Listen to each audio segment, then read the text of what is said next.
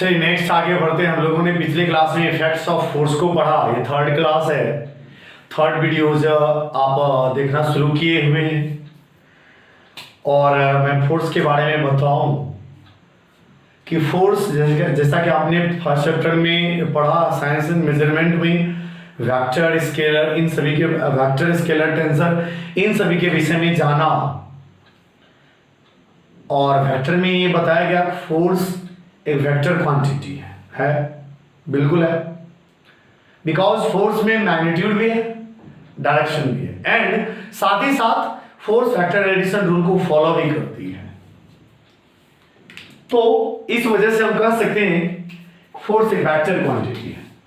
तो सबसे पहले हम एरो देकर लिखना चाहेंगे force is a vector quantity. Reason देना चाहें because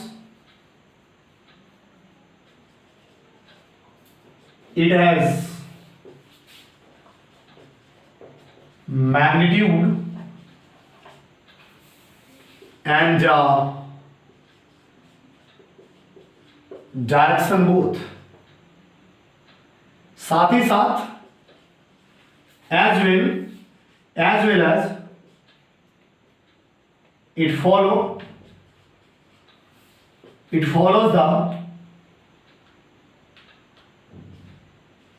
the law of vector addition।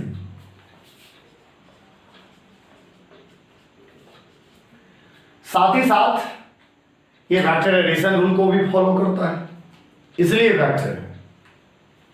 इसमें डायरेक्शन भी होता है। अब थोड़ा सा एक जानकारी और हो जाए, ऐसा यूनिट हम लोग फाइंड आउट करेंगे फॉर्मूला के विषय में। Force is equal to mass multiplied by acceleration that is F is equals mass m acceleration a, F is equal m। ये फॉर्मूला आगे प्रूफ किया जाएगा। आया कहां से फॉर्मूला, इसके लिए आपको थोड़ा वेट करना पड़ेगा। Newton first law, Newton second law, Newton third law, ये लॉज को पढ़ने वक्त हम इसको प्रूव करेंगे। अभी हम लोग ऐसा यूनिट को फाइंड आउट करने के लिए फॉर्मूला का हेल्प लेते हैं। आप अच्छी तरीके से जानते हैं कि किसी भी क्वांटिटी का यूनिट यदि जानना हो, डायरेक्ट क्वांटिटी यदि है तो उसका फॉर्मूला यदि पता है तो आप आसानी से बेसिक क्वांटिटी के हेल्प से, बेसिक यूनिट्स के हेल्प से आप आसानी से इसका यूनिट निकाल सकते हैं। जहां तक ऐसा यूनिट का सवाल है, ऐसा यूनिट ऑफ फोर्स मास का हो गया केजी, और एक्सेलरेशन जो आप पिछले चैप्टर में बहुत अच्छी तरीके से पढ़े मीटर पर सेकेंड स्क्वायर। शायद आपको पता होना चाहिए इसी का नाम क्या है, न्यूटन। इस तरीके से इसी का नाम न्यूटन रखा गया, अर्थात kg metre per second square newton के इक्वल होता है। यानी we can write 1 newton is equal 1 kg metre per second square. कुछ इस तरीके से। जहां तक सीजीएस यूनिट का सवाल है, देखिए सीजीएस यूनिट ऑफ फोर्स, अब बताइए मास के बदले आप क्या रखेंगे, ग्राम। एक्सेलरेशन के लिए सीजीएस क्या रखेंगे, सेंटीमीटर पर सेकेंड स्क्वायर। इसी का नाम डाइन है, इसी को हम लोग डाइन भी कहते हैं। तो डायनामिक्स से वर्ड आया डाइन, तो डाइन और gram CM per second square एक ही है, तो हम लिख सकते हैं 1 dyne is equal to 1 gram centimetre per second square. कुछ इस तरीके से आपने ऐसा यूनिट के बारे में समझा, Newton KG metre per second square एक ही है। जो फोर्स का ऐसा यूनिट है डाइन और ग्राम सेंटीमीटर पर सेकेंड स्क्वायर दोनों एक ही है, जो कि सीजीएस यूनिट है फोर्स का। और ऐसा यूनिट और सीजीएस यूनिट, फोर्स ऐसा यूनिट और सीजीएस यूनिट में क्या रिलेशन है वो अभी हम लोग बताएंगे, इस पे डिस्कस करेंगे हम लोग। और इसको पहले आप नोट करेंगे, उस हिसाब से फिर आगे बढ़ेंगे, ठीक है। पहले आप वीडियो को पॉज करके नोट कर लीजिए।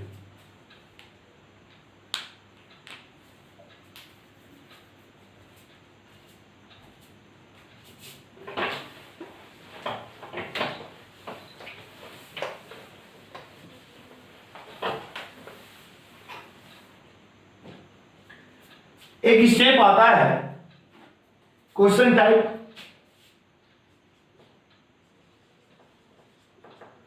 What is the relation between SI unit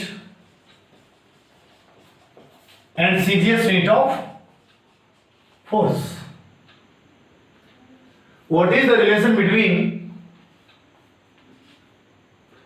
SI unit and CGS unit of force. SI unit और CGS यूनिट फोर्स के SI यूनिट और CGS यूनिट में क्या रिलेशन है उसको फाइंड आउट करना है। जहां तक SI यूनिट ऑफ फोर्स का सवाल है, ये तो न्यूटन होता है जो कि kg metre per second square के इक्वल। अभी जस्ट हम लोगों ने पढ़ा 1 newton is equal to 1 kg metre per second square, अभी जस्ट पढ़ा।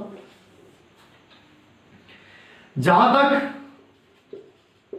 CGS यूनिट ऑफ फोर्स का सवाल है, जिसका नाम आप डाइन रखते हैं, जो gram centimetre per second square के इक्वल है, यानी 1 dyne is equal to 1 gram centimetre per second square, ऐसा हम लोगों ने पढ़ा अभी जस्ट।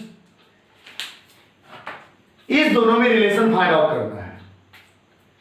अब आप सोचिए 1 न्यूटन जो 1 kg metre per second square के इक्वल है, इसको हमको CGS में कन्वर्ट करना है। 1 kg को ग्राम में कन्वर्ट करेंगे तो 1000 से मल्टीप्लाई होगा, तो 1 kg 1000 ग्राम होगा। और मीटर को सेंटीमीटर में चेंज करने के लिए 100 से मल्टीप्लाई करना होगा, और पर सेकेंड CGS में सेकेंड ही का सेकेंड ही होता है।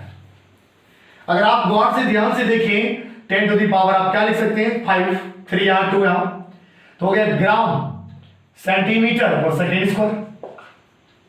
इसी का नाम है डाइन। यानी इस बात से क्लियर है कि 1 newton is equal to 10 to the power 5 dyne. आ गया रिलेशन। अकेला न्यूटन 1 लाख न्यूटन के 1 लाख डाइन के इक्वल होता है। अर्थात we can say 1 newton is equal to 10 to the power 5 dyne, ऐसा होता है। ऐसा भी बोल सकते हैं उल्टा, इसके रिवर्स में 1 डाइन 10 टू द पावर 5 नीचे लाइएगा, ऊपर ले जाइएगा, 10 टू द पावर क्या हो जाएगा, -5 न्यूटन। उसके रिवर्स में यदि न्यूटन और डाइन यदि नहीं लिख रहा हो तो आप लिख सकते हैं 1 kg metre per second square 10 to the power 5 gram centimetre per second square, या इसको बॉक्स में बंद करते जाइएगा, यानी नोटेड पॉइंट है, नोट करने लायक, या 1 gram centimetre per second square को आप लिख सकते हैं 10 to the power -5 kg metre per second square, कुछ इस तरह। ये भी हम लोग SI यूनिट और CGS यूनिट में रिलेशन फाइंड आउट कर रहे थे। 1 newton 10 to the power 5 dyne, 1 dyne 10 to the power -5 newton, कुछ इस तरीके से। और ये आसान है भी, आपको समझना ही होगा, और उम्मीद है कि आप समझे होंगे। इसको आप खुद से बनाने का ट्राई करेंगे, और खुद से बन जाए तो एक बार मैच कराइए, सही बना या नहीं बना। उसके बाद यदि कहीं मिसिंग हो तो आप नोट करेंगे, और नोट्स इस तरीके से करना है जैसे हम लिखे हैं, उसको नोट्स कर लेना, ठीक है। उसके अगले क्लासेस, जस्ट इसके अगले क्लासेस में, और आपको इस पर एक क्वेश्चन देते हैं बनाने के लिए, ठीक है। क्वेश्चन को अपने से बनाइएगा पहले, उसके बाद हम फिर तुरंत सॉल्व करेंगे, और उसके बाद मैच भी करना है। ओके, थैंक यू, धन्यवाद।